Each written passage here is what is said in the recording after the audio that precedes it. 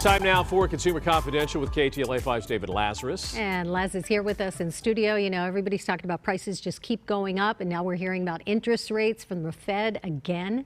Indeed, and it's almost inevitable. We heard earlier in the hour about how, according to the Bureau of Labor Statistics, the inflation rate last month, 9.1%, well ahead of the 8.6% a month before. Now, higher rates obviously is going to light a fuse under the Federal Reserve to impose even harsher medicine on the economy to try to bring down inflation, bring down consumer prices.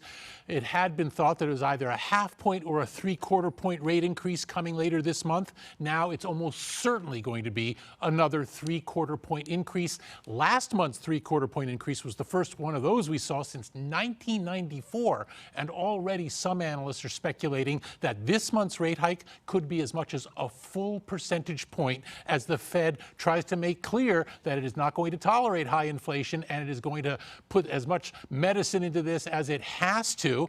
And that's obviously a possibility.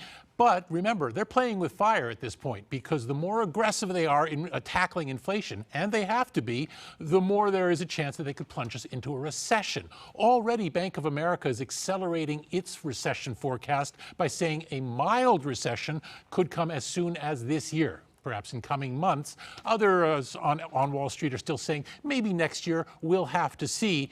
But this is obviously a key factor. The Fed meets on July 26th to decide, and we'll watch that very closely. All right, with the cost of everything going up, Social Security beneficiaries, they're in line for an increase because these are people that are on a fixed income.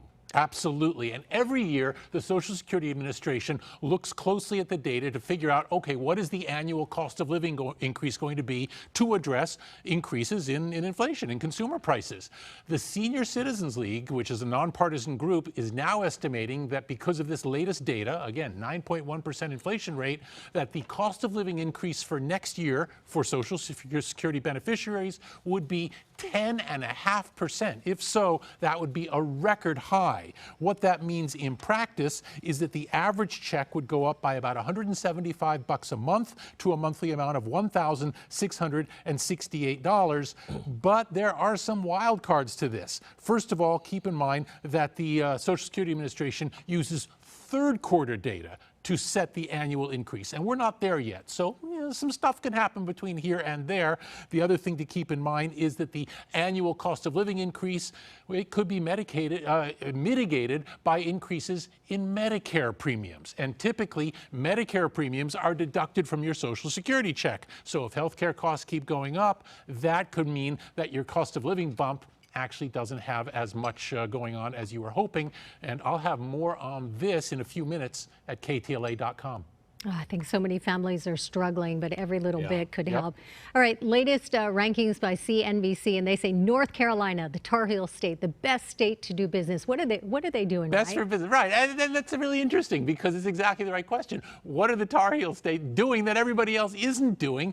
And North Carolina, typically in CNBC's annual ranking of competitiveness, North Carolina always comes in the top 10, and they're generally credited with having an innovative climate when it comes to being business friendly. But this year, the tabulators of the rankings are citing the bipartisan spirit in North Carolina. They've got a Democratic governor and a Republican legislature, and they are working together. That's not to say they don't have differences. Obviously, like in every state, you see them bickering along ideological lines. But when it comes to business, when it comes to keeping the economy humming, at least according to CNBC, the two sides can come together and figure out what is necessary to maintain the state's competitiveness.